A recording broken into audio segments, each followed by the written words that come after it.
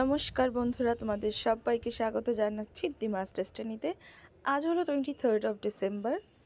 আজ আমাদের একটা খুব স্পেশাল দিন, বিকজ অনেক দিন পর আমার মামাদের সঙ্গে দেখা হবে।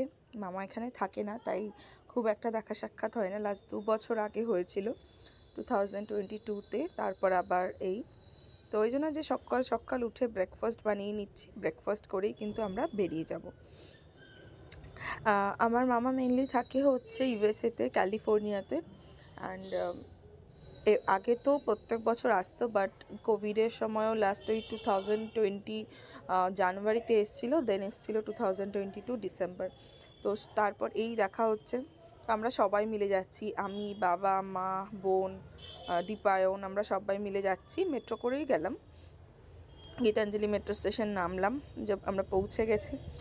তো এই রকম যখন দিনগুলো আসে না, যে অনেক দিন অপেক্ষার পর কোনো কাছের মানুষদের সঙ্গে দেখা হয়, সেই সময়গুলো কিন্তু বেশ ভালো লাগে। তো আজকে আমরা খেতে এসেছিলাম, দুপুরে লাঞ্চ করতে মামা নিয়ে এসেছিলো চাউমিনে।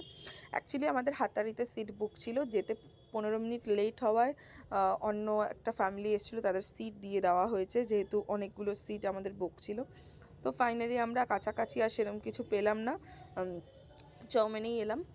তো চাউমিনের চাইনিজ খাবার অ্যাকচুয়ালি কি, দুপুরের লাঞ্চে বাঙালিরা একটু বেশি অন্য টাইপের, মানে একটু বিরিয়ানি বা ভাত, মাংস এই ধরনের খাবার পছন্দ করে।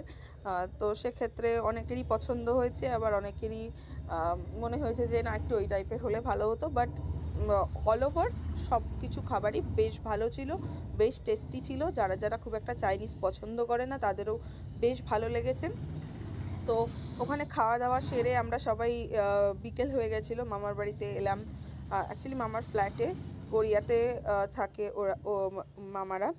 তো আমার হচ্ছে 2 মামা, এই হচ্ছে আমার ছোটো মামার সমস্ত কিছু স্মারক।